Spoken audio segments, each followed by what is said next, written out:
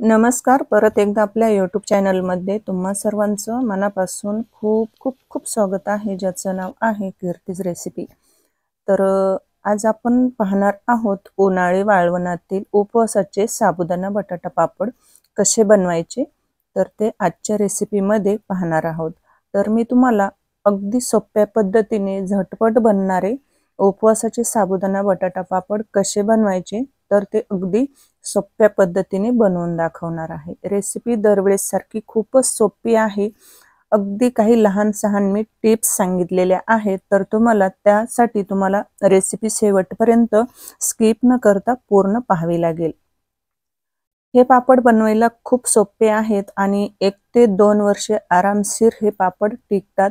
एकदाच बनवून ठेवा आणि वर्षभर 1-2 वर्ष खा। तर आणि खायला खूप टेस्टी लागतात। तर एकदा तुम्ही नक्कीच बनवून बघा। आणि या पद्धतीने मी तुम्हाला काही सिक्रेट 1-2 टिप्स सांगितलेले आहेत, तर त्या टिप्स तुम्ही फॉलो करा आणि असेच खुसखुशीत आणि टेस्टी असे उपवासाचे साबुदाणा बटाटा पापड एकदा बनवून बघा। अजिबात तेलाचा वापर न करता हे उपवासाचे साबुदाणा बटाटा पापड बनवलेले आहेत। अशाच पारंपरिक आणि नवनवीन रेसिपी पाहण्यासाठी कीर्तीज रेसिपी चॅनलला सबस्क्राइब करा आणि सोबतच बेल आयकॉन प्रेस करा।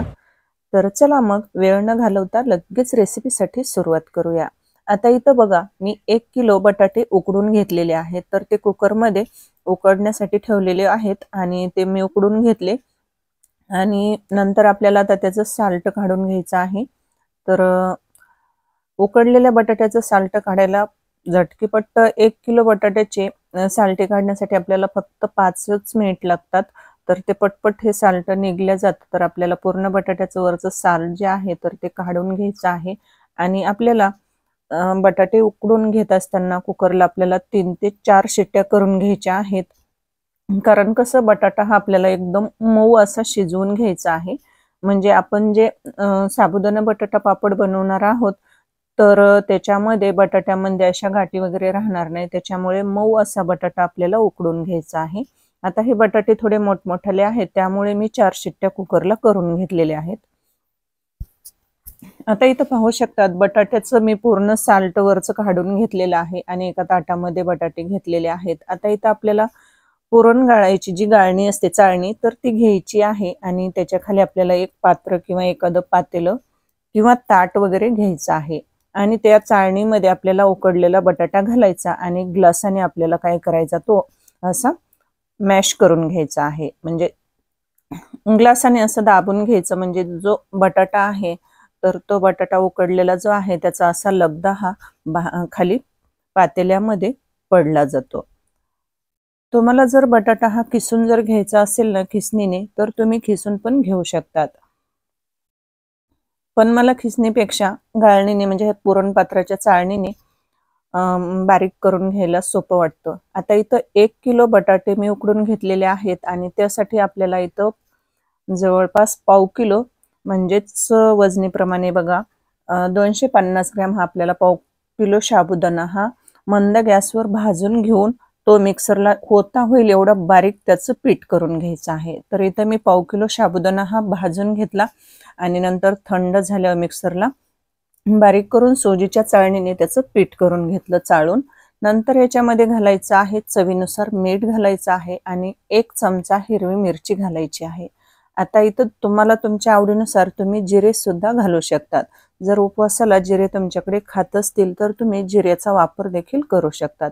आता इथं बघा साबुदाणा आणि बटाटा म्हणजे साबुदाण्याचं पीठ आणि हा किसलेला जो बटाटा आहे तर तो आपल्याला असा पूर्ण मिक्स करून घ्यायचा, हाताने एकजीव करून घ्यायचा, असं चुरून घ्यायचं आहे।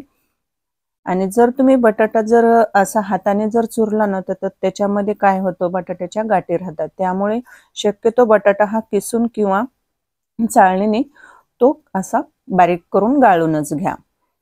आता इकडे बघा आपल्याला आजच्या रेसिपीमध्ये मी तुम्हाला सिक्रेट एक गोष्ट सांगणार आहे।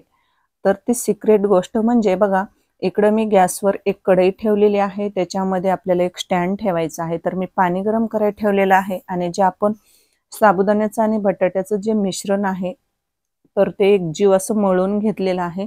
तर ते एखाद्या डब्यामध्ये, कुकरच्या किंवा एखाद्या पातेल्यामध्ये, पात्रामध्ये ते आपल्याला ठेवून घ्यायचं आहे. तर मी ते एक स्टीलचं पातेलं घेतलं, त्याच्यामध्ये ते मिश्रण ठेवलं. इकडे गॅसवर एक कढई ठेवली आणि त्याच्यामध्ये एक स्टँड ठेवलं आणि त्याच्यात 1 ते 2 तांबे पाणी ओतलं आणि त्याच्यावर त्या स्टँडवर पातेलं ठेवून मंद गॅसवर आपल्याला हे 8 ते 10 मिनिट हे वाफवून घ्यायचं आहे. त्याच्यावर एक मोठं ताट पालतं घातलं. तर पाहू शकतात 8 ते 10 मिनिटानंतर बघा हे मिश्रण मस्त असं शिजलेलं आहे, म्हणजे मऊ झालेलं आहे. त्याच्यामध्ये जो आपण साबुदाण्याचं पीठ जे वापरलेलं आहे, तर त्याची अशी बारीक कणी ही अजिबात दिसत नाहीत, असं उकडल्यामुळे, शिजवून घेतल्यामुळे. त्याच्यामुळे ही सर्वात महत्त्वाची सिक्रेट टिप आहे. तर ही नक्की ही टिप्स तुम्ही फॉलो करा आणि या पद्धतीने तुम्ही बटाटा पापड एकदा बनवून बघा. आणि हे मिश्रण बघा आता उकडल्यानंतर आपल्याला मोठ्या एका ताटामध्ये काढून घ्यायचं आहे. तर ते गरम आहे, तर ते थोडंसं जरा कोमट झालं की काय करायचं, चमच्याने आपल्याला काढून घ्यायचं एका ताटामध्ये आणि नंतर आपल्याला काय करायचं आहे, हे एकदम असं मिक्स करून घ्यायचं आहे, पूर्ण एकजीव करून घ्यायचं आहे, मळून घ्यायचं आहे. आता हे थोडंसं गरम आहे, तर मी सुरुवातीला चमच्याने हे मिक्स करून घेत आहे. तुम्ही या पद्धतीने एकदा जर पापड बनवले ना, तर हे अगदी 2-4 पटीने, हे चौपट पटीने असे फुलतात हे आणि खायला खूपच खुसखुशीत लागतात, एकदम असे टेस्टी लागतात.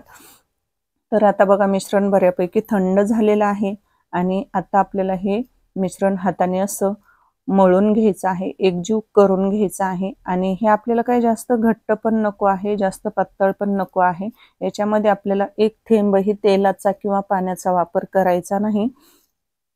आता हे हाताने आपल्याला मिक्स, आणि जर तुम्हाला असं मिक्स करताना जर हाताला खूपच असं चिकट वाटलं, तर हाताला थोडंसं तेल तुम्ही लावू शकतात. मी अजिबात तेलाचा वापर नाही केलेला. आणि हे आता आपल्याला असं मळून घ्यायचं आहे, म्हणजे त्याचा गोल गरगरीत असा एक गोल गोळा करून घ्यायचा आहे. आता इथं बघा पूर्ण मिश्रण हे आपण मळून घेतलेलं आहे आणि फक्त इथं आपल्याला हाताला आता काय करायचं, त्याचे बारीक बारीक गोळे करताना फक्त हाताला आपल्याला अगदी थोडंसं 2 थेंब तेलाचा वापर करायचा आहे. आणि त्याच्यात तुम्ही तुमच्या आवडीनुसार, तुम्हाला पापड किती लहान मोठे बनवायचे आहेत त्यानुसार तुम्ही इथं पिठाचे हे गोळे बनवू शकतात, या साबुदाण्याच्या आणि बटाट्याच्या मिश्रणाचे. तर इथं मी लिंबाच्या आकाराचे छोटे छोटे असे गोळे केलेले आहेत. तर 1 किलो बटाटा आणि पाव किलो साबुदाणा, तर याचे पापड असे जवळपास 70 ते 80 पापड होतात. तर चला आता मी इथं थोडेसे गोळे करून घेतले आणि बाकीचं मिश्रण ठेवून दिलं आहे ताटात. तर आता लगेच आपण पापड बनवूया. आता इथं पोळपाट घेतला आणि छोटेसे 2 पॉलिथिनचे तुकडे घेतलेले आहेत मी कट करून. आता इथं तेल आपल्याला अजिबात नाही लावायचं. जर तुम्हाला लावायचं असेल तर तुम्ही लावू शकतात. पोळपाटावर एक पॉलिथिन ठेवायचं, त्याच्यावर हे मिश्रणाचा एक गोळा ठेवायचा, त्याच्यावरून एक पॉलिथिन ठेवायचं आणि आपल्याला लाटणीने हे लाटून घ्यायचे आहेत. आता तुम्ही जर तुम्हाला लाटायचं नसेल तर तुम्ही बोटाने असे हाताने पण पसरू शकतात किंवा प्लेटने, वाटीने, ताटाने पण हे असे दाबून तुम्ही पापड बनवू शकतात. जर तुम्हाला, आता मी आजच्या रेसिपीमध्ये फक्त मी हे पापड लाटूनच दाखवलेले आहेत. तर मी तुम्हाला अगोदरच्या एका रेसिपीमध्ये 4 ते 5 पद्धतीने साबुदाणा बटाटा पापड कसे बनवायचे, म्हणजे लाटायचे, तर मी 4 पद्धती तुमच्याशी शेअर म्हणजे फॉलो केलेल्या होत्या. तर त्या जर तुम्ही तो व्हिडिओ पाहिला नसेल तर तो नक्कीच एकदा बघा. आता मी जसं पापड हे बनवलं आहे तर तशाच पद्धतीने आता बाकीचे राहिलेले मी पूर्ण पापड बनवून घेते. अगदी बनवायला सोपे आहेत, पटपट झटपट बनतात.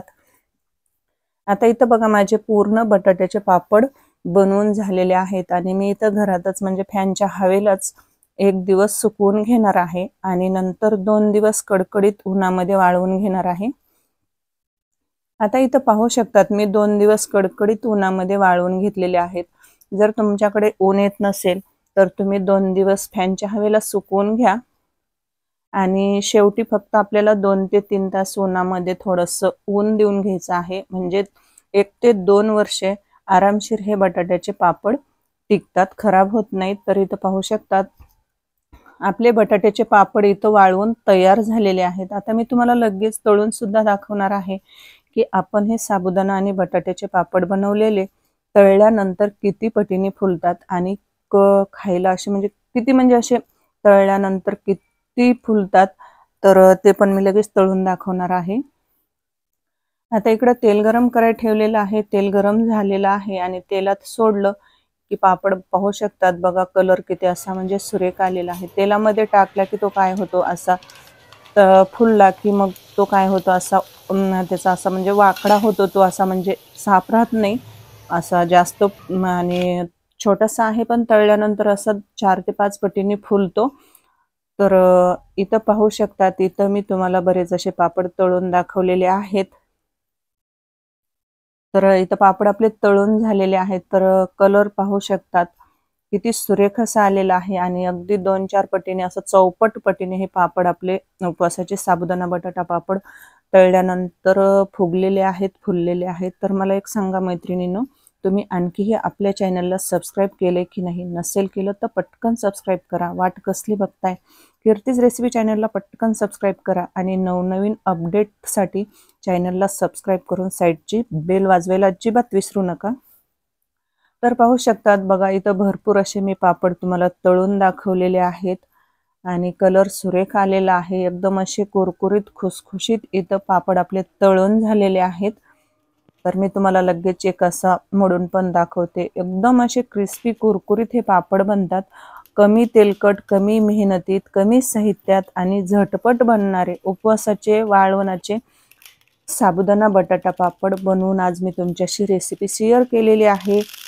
रेसिपी आवडली असेल तर प्लीज एक लाईक करा, शेअर करा। कीर्तीज रेसिपी चॅनलला सबस्क्राईब करायला अजिबात विसरू नका। तर भेटूया अशाच एका छानशा रेसिपी सोबत। तोपर्यंत स्वस्त खा आणि मस्त रहा। तर खूप खूप धन्यवाद सर्वांचे।